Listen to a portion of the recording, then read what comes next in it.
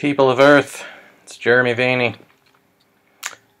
And if I'm lying here a sweaty mess, it's because I was just out cutting the elephant grass into what now kind of looks like a yard. Probably looks more like an effed up crop circle. But anyway, if you're unfamiliar with elephant grass, it's grass the size of an elephant. And while I am the size of not quite an elephant, I still, it's a lot. And I showered. And I'm still sweating. And I'm holding this microphone here, and I don't even know if it's on. I mean, the light's on, but I don't know if it's hooked up. Maybe it's this QuickTime thing. I feel like an old man now with technology. It's like, I can't find the thing that says on! Anyway, none of this is the point. My glasses are steaming, huh? Whew. Not the point either. The point is, why am I here? Why is this happening? Well, I'm lazy and I don't want to write, but something's been on my mind ever since I watched this Michael Shermer TED conference about why morons believe moron things. For those of you unfamiliar, Michael Shermer is a skeptic, a professional skeptic. I guess that's what he does for a living. And skeptics, while it is great to have a skeptical mind, the people who put skeptic on their name tag and belong to a skeptic group are actually not unlike fundamentalist Christians who are like, what? I just want to have a conversation with you about Jesus.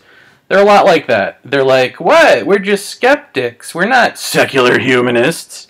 But actually, all those organizations were founded by secular humanists to promote a secular humanist agenda, which is basically radical materialism, let's call it. It's kind of like how the world would look if Newtonian physics were the sole answer to everything, and everything boiled down to just material processes. This is kind of what secular humanists believe. They're like atheists, it seems to me, are more about let's drop the religion nonsense because that's causing wars, and it's silly. Let's just stop and evolve already. And secular humanists are like, everything is stupid except what I say, so knock it off. Like, there's no real, like, moral thing to it. Like, hey, let's stop war, or, and they don't just limit it to religion. It's like everything that's not a material process is nonsense. And the ironic thing about this is that that's a product of being so stuck in their heads. And what does it mean to be stuck in one's head? It means to be stuck in this mental landscape, this non-material landscape of one's own making. And that's where these people are stuck, believing that that somehow is more concrete or going to lead to more concrete, solid material answers than all this airy-fairy crap out there outside of my head that other people believe. So anyway, that's my take on it. So there's Michael Shermer, and he's talking about belief systems and, why we might have needed faith at some point in our evolution, and, it's a holdover from when we needed it, blah, blah. Okay. But then he brings up animism in there, and he shows a tribe of people somewhere, probably in South America, and talks about, he lumps in animism with all of that. And what is animism? It's the belief, well, according to, like, if you Google it, it's the belief that all things have a soul, from, plants to animals to people to objects. Everything has a soul, but I think that is the Western reductionist, nonsensical view of it, or not nonsensical, but I should say the sort of Christianized, influenced view of it. Because really, I think it's more about all things are spirit. All things, therefore, have spirit in them. They are of it, and they have it in them. More so than a soul. Although that doesn't mean that soul doesn't factor into it. It just means that it's more complicated, or not more complicated really, but just more richly nuanced, let's say, than Walt Disney character animals. So, seeing all of this got me to thinking that actually the secular humanist skeptics have more in common with Judeo-Christian Muslim faith than they want to believe. And that all of that is a point of view from in the head. Like the Jews, the Christians, the Muslims believe in a written word, or a set of written words that people wrote. So something that a man imagined and jotted down is now a holy relic. And secular humanists, materialists in general, are basically the same way. That which is man-made is, if you want to put holy in quotes, or sacred in quotes, it is of value, it is of worth, and nature is profane. And it got me to thinking about here in Hawaii, there's an observatory. And of course the observatory scientists they're not satisfied with their giant observatory on a volcano. They want to build a gianter observatory on Mauna Kea at the summit, which to Hawaiians is a sacred place, is a holy place. So naturally, they don't want that there. Plus, who the hell wants another observatory, you know, gunking up the view with man-made objects? But of course you can't speak to scientists about that, materialists and politicians, because they don't want to hear it. Because it's just a mountain after all. It's just a volcano after all. It's just nature. It is ours to do as we please. But you would never build an observatory on Mount Rushmore. That would be profane, right? You would never build an observatory on a golf course. That would be profane. Why? Because those are man-made objects. Those are structures that we built. So you wouldn't put another structure on top of it. You see what I'm getting at here? There's this sense of the untouchable, if you want to get a word away from the word sacred, the untouchable with things that we've built, things that we've done, our art, our architecture, etc., etc. And we look at that and we go, no, you will not build here. But that thing that's important to these people, well, screw them, because that's not important. That's just another piece of land. It's property. It's for us to own and do things with and carve things into. So the Hawaiians have actually put off the vote on this, which shocked me. I thought it would go right through, but the politicians, thankfully, put it off. And part of why they're doing that is that there are various investors. Some of them are Japanese. And so Hawaiian interested parties went to the Japanese and said, hey, this Mauna Kea is just like your Mount Fuji. It's sacred land. And so the Japanese investors, that they understand, because they too have a sense of sacred land.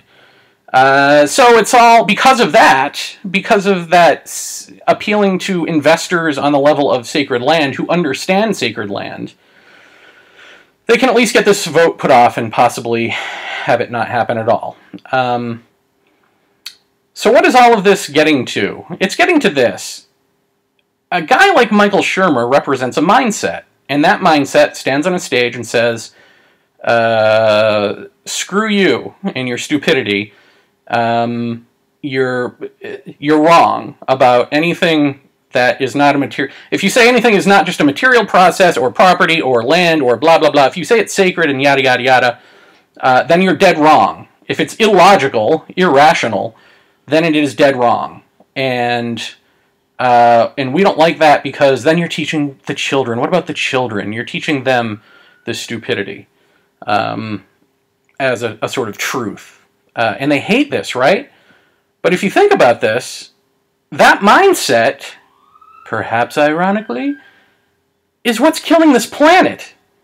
The purely rational, right, wrong, this, that, object, alive mindset is actually killing this planet. I mean, if you take the observatory thing and use it as an analogy, you know, we can justify turning South America into a bunch of golf courses or lumber yards or whatever, and tearing down the rainforest that gives us the oxygen that we breathe. I mean, this is what we do, right?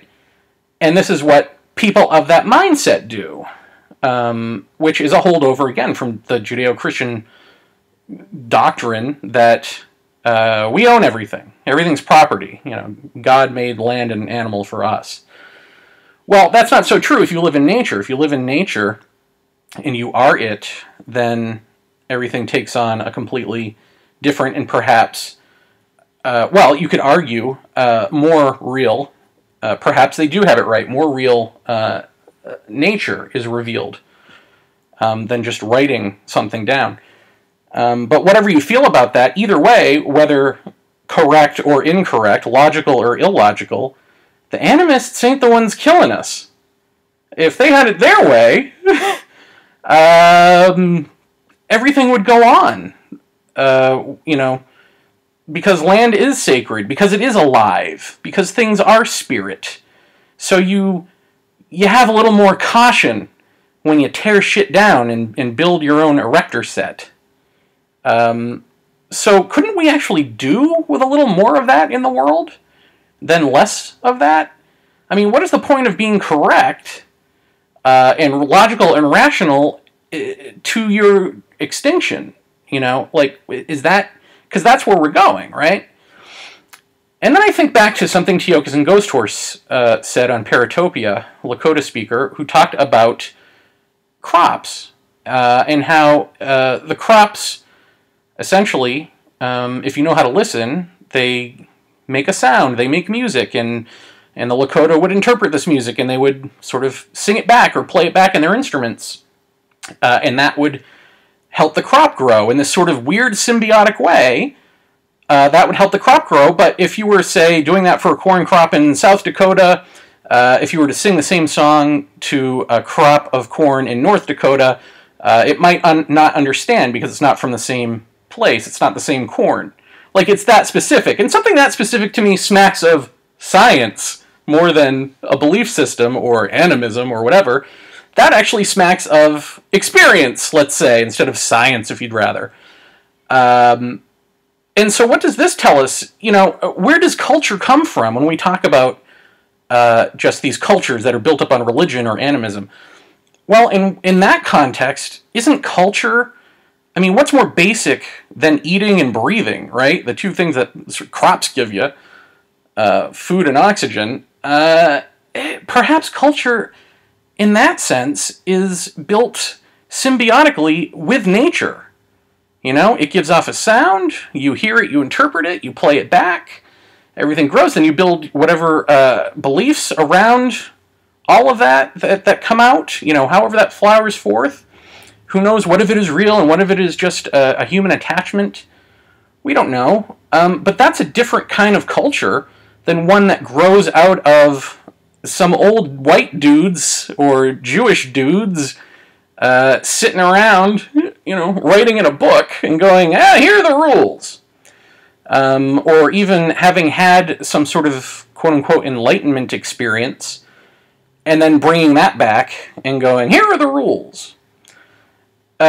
Because one is something that you are meshed in every second of your existence. The fabric of reality is that.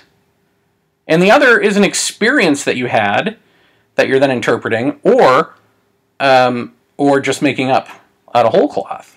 And those are very different things, and they're going to produce very different cultures. And one is going to be more valid than the other. I'm sorry, that just is.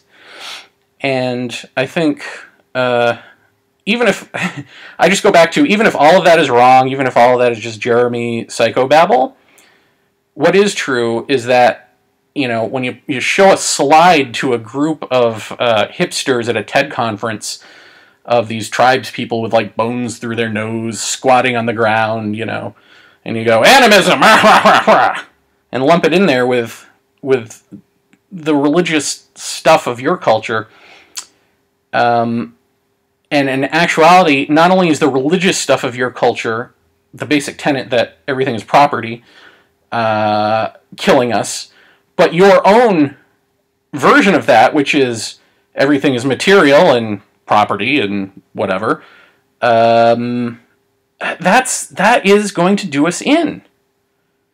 And animism isn't going to do us in. Animism is, or whatever, you know, naturalness is going to keep us going.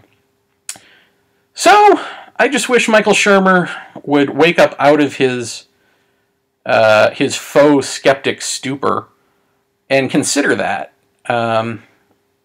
because I think it's important. And I think, again, if you just go back to the analogy of you would never build an observatory on Mount Rushmore. For some reason, that would be awful.